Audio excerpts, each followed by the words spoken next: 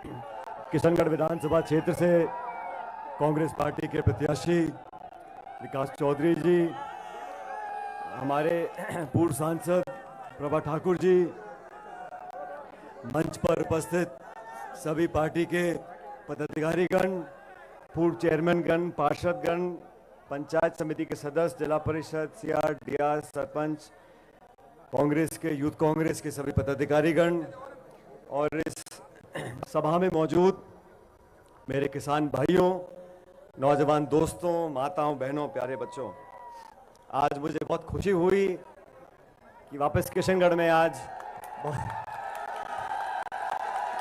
बहुत सारे नए पुराने चेहरों को देखकर, हमारे पुराने पत्रकार साथियों को देखकर और इस चुनावी कार्यक्रम में मैं आपके बीच में आया हूं अपनी पार्टी के लिए, अपने उम्मीदवार के लिए वोट मांगने। आप सब बड़े समझदार लोग हो और किशनगढ़ वो इलाका है जो ऐतिहासिक इलाका है। यहाँ के नौजवानों की ऊर्जा की कोई तुलना नहीं कर सकता, यहाँ के नौजवानों की सोच की कोई कल्पना नहीं कर सकता। आज 25 तारीख को आप सब लोगों को निर्णय करना है कि आने वाले 5 साल तक इस प्रदेश की क्या दिशा और क्या दशा होगी।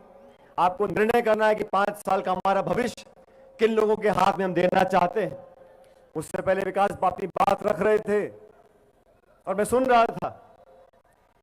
इस देश में 10 साल से केंद्र में जो सरकार बीजेपी की है, उन्होंने देशवासियों को क्या क्या वरदान दिए हैं। उन्होंने हमारे किसानों के खिलाफ 3 काले कानून बनाए।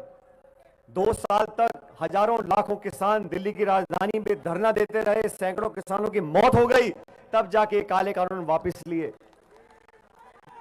बीजेपी के साथियों से पूछना चाहता हूं, आप राजस्थान में शासन करने की मांग करते हैं, आपके पिछले कार्यकाल में आपने क्या क्या किया, जनता को दिखाओ।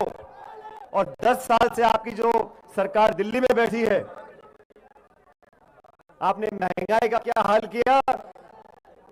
पेट्रोल डीजल देसी घी से महंगा हो गया, गैस का सिलेंडर 1100-1200 रुपए का बिक रहा है। अमीर गरीब की खाई लगातार बढ़ती जा रही है।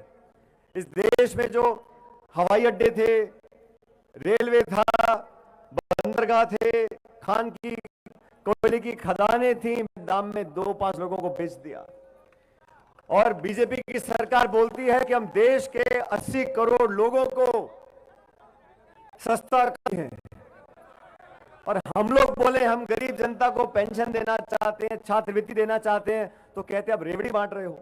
जनता का पैसा अगर हमारी माताओं बहनों की जेब में जाता है, अगर वृद्ध आयु में किसी बुजुर्ग को हम 1000-1500 रुपए पेंशन देते हैं, तो बीजेपी को बहुत खटकता है। वो लाखों करोड़ रुपए चंद उद्योगपतियों के माफ कर देते हैं, तब उन्हें कोई गिला शिकवा नहीं होता। लेकिन गरीब आदमी के, किसान के हाथ में 2 रुपए देने में उनकी आंखें लाल हो जाती हैं। मैं तो साथियों आपसे निवेदन करने आया हूं, राजस्थान में इस बार जैसे मौसम बदल रहा है, ऐसे रिवाज बदलेगा। 30 साल की जो परिपाटी चलती आ रही है वो टूटेगी और दोबारा कांग्रेस पार्टी की सरकार राजस्थान में बनने जा रही है। मैं मध्य प्रदेश होके आया, छत्तीसगढ़, तेलंगाना, सभी राज्यों में कांग्रेस की हवा है। और भाजपा को बताना चाहता हूं, कर्नाटक में आपने खूब प्रचार किया। जो मंत्री यहां मंडरा रहे सारे, वो कर्नाटक में भी गए थे और कर्नाटक में कांग्रेस पार्टी जीती। हिमाचल प्रदेश में डबल इंजन करते थे, वो हिमाचल प्रदेश में एक इंजन सीज हो गया, कर्नाटक में एक इंजन सीज हो गया। आप 25 तारीख को हाथ का बटन दबा दो, हम दिल्ली वाला भी सीज करा देंगे अगले साल। देश में बदलाव हो रहा है, जनता बदलाव चाहती है, ऊब चुकी है उन घिसे पिटे भाषणों से। कांग्रेस वाले हम लोग बोलते हैं नौजवानों को ताकत देंगे, किसान को मजबूत करेंगे। भारतीय जनता पार्टी के पास एक ही मुद्दा है, हिंदू मुसलमान, मंदिर मस्जिद, हिंदुस्तान पाकिस्तान। इसके बाद चौथी चीज बोलने को नहीं है। हम बात करते हैं किसान की, नौजवान की, उद्योग की, निवेश की, रोजगार की, खाद की, बिजली की, बीज की, पानी की, गरीबों की, उनको कोई मतलब नहीं है। इसलिए आपको दोनों पार्टियों को आकलन करना पड़ेगा। और एक बात और मेरे कान खोल के सुन लो, ये राजस्थान है, यहां मुख्य मुकाबला दो ही पार्टियों का होता है, बीजेपी और कांग्रेस। आपको तुलना करनी पड़ेगी दोनों पार्टियों के बीच में। और मुझे खुशी है हमारे बीच में हमारी पार्टी ने निर्णय लिया, एक नौजवान को मौका दिया है। और ये नौजवान जब संकट का समय आया तो थोड़ा घबरा रहा था।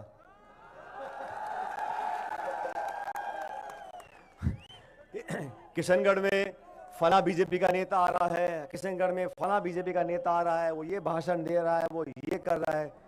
मैंने कहा तू चैन रख, शांति रख, कोई बात नहीं। मैंने कहा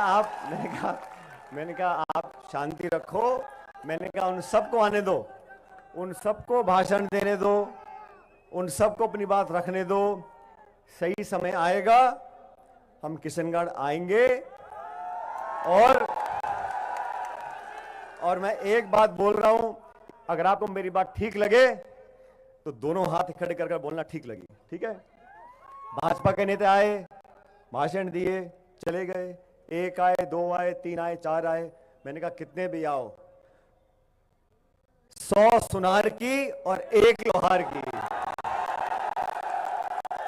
और मैंने कहा था मैं आके अपनी पार्टी के लिए वोट मांग के जाऊंगा, क्योंकि सरकार कांग्रेस पार्टी की बन रही है। किशनगढ़ में, अजमेर में, जहां जहां कांग्रेस पार्टी ने उम्मीदवार दिए, हम लोग कांग्रेस के कार्यकर्ता हैं और हम लोगों ने कांग्रेस के लिए संघर्ष किया। आप सब लोग इस बात के गवाह हो। 2013 से 18 तक बीजेपी के पास 163 विधायक थे, 200 में से 163। मोदी जी प्रधानमंत्री बने थे। लोगों ने कहा अब तो दशकों तक कांग्रेस पार्टी आने वाली नहीं है। इतना प्रचंड बहुमत मिल गया भाजपा को, मोदी जी प्रधानमंत्री बन गए, भाजपा की सरकार राजस्थान में आ गई, अब कांग्रेस का भविष्य नहीं है। हमने कहा नहीं, हम सड़कों पर जाएंगे, धरने देंगे, जेलों में जाएंगे, लाठी खाएंगे, लेकिन कांग्रेस पार्टी को दोबारा जिंदा करेंगे। और वही कांग्रेस पार्टी ने आज जब एक नौजवान को अपना उम्मीदवार बनाया है, तो मैं आप सबसे आग्रह करना चाहता हूं, हो सकता है किसी को मनमुटाव हो और स्वाभाविक भी है, लेकिन अंत में हमें सोचना पड़ेगा। आज देश को जरूरत है कांग्रेस पार्टी की। कांग्रेस पार्टी एक बेहतर विकल्प 2024 में बनने जा रही है, लेकिन कांग्रेस को मजबूत करने के लिए साथियों सरकार कांग्रेस पार्टी की बनानी जरूरी है। इसलिए पंजे के निशान पर मोहर लगानी है और कांग्रेस पार्टी के उम्मीदवारों को जिताना है। अभी विकास बोल रहे थे नया परिवार हमने शामिल हुआ है, हमारा पुराना परिवार है, बड़ा परिवार है, और जिस रसोई में बर्तन ज्यादा होते हैं वहां ज्यादा टकराव भी हो जाता है। लेकिन हम सब संवेदनशील लोग हैं, हम प्रदेश, देश और किशनगढ़ का भला चाहते हैं। कांग्रेस पार्टी की सरकार बनने जा रही है, इसलिए मेरा आपसे भी निवेदन है, सारी बातें भूल जाओ, जाति, बिरादरी, गोत, धर्म, ये सारी बातें भूलो। कांग्रेस 36 कौमों की पार्टी है, सबको साथ लेकर चलती है। मुझे आप लोगों ने कई बार आशीर्वाद दिया और इस क्षेत्र से मेरा विशेष लगाव है। इस लोकसभा क्षेत्र में 8 विधानसभा आती हैं, लेकिन माफ करना सबसे ज्यादा काम मैंने किया है तो किशनगढ़ में किया है। लेकिन आप लोग भी कभी कभी कंजूसी कर जाते हो, कोई बात नहीं, ये लोकतंत्र है, जनता जनार्दन है। हमने तो आपको गणेश मानकर पूजा है और करते रहेंगे। मैं आपके बीच में आया हूं आपसे वोट मांगने मेरी पार्टी के लिए, और मैं विकास को बोलना चाहता हूं, आपने नया परिवार अपना चुना है, ये परिवार सबको साथ रखता है। लेकिन मैं इनको भी बोलना चाहता हूं, जो जो हमारे परिवार के पुराने सब लोग हैं, इन सबको मान सम्मान के साथ हम लेकर आगे चलेंगे।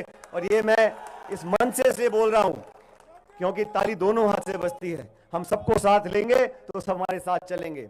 और मैं बताना चाहता हूं, मैं भी बहुत कम उम्र में संसद पहुंच गया था, 26 साल की उम्र में सांसद था। एक अलग सोच होती है नौजवान साथियों की, और हम अगर राजनीति में नौजवानों को अग्रिम पंक्ति पर लेकर नहीं आएंगे तो देश के साथ, उसके भविष्य के साथ हम न्याय नहीं कर रहे हैं।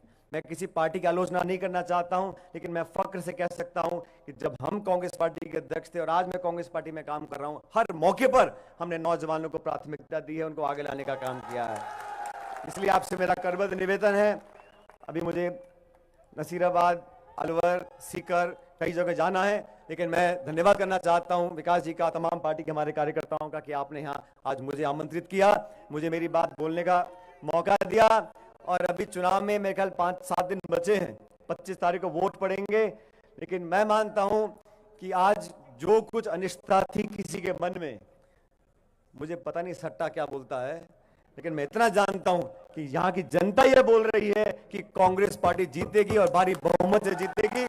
मैं आप सबको एक बार पुनः निवेदन करता हूं कि नौजवान साथियों, ये जाति बिरादरी छोड़ दो, कांग्रेस का परिवार हमारा परिवार है और हमें कांग्रेस पार्टी को जिताकर ये साबित करना है कि हम सब नौजवान एक हैं। 36 कौम के साथियों से निवेदन करना चाहता हूं, मिलकर काम करो और 25 तारीख को जिताओ। अब आप लोग जब जिता दोगे, जीतने के बाद विकास जी एक बार दोबारा यहाँ हम लोग आएंगे लोगों का धन्यवाद करने के लिए, और आप लोग अपना असीम प्रेम प्यार मोहब्बत हमारे सर पर आशीर्वाद हमेशा रखना। मैं परमपिता परमेश्वर से कामना करता हूं आप लोग हमेशा मुस्कुराते रहो, हंसते रहो, फलो फूलो, आगे बढ़ो, आपके बच्चों को भगवान तरक्की दे। आपका बहुत बहुत धन्यवाद। राम राम साहब। पीछे हो जाए, पहले कार्यकर्ता बंधु पीछे हो जाए।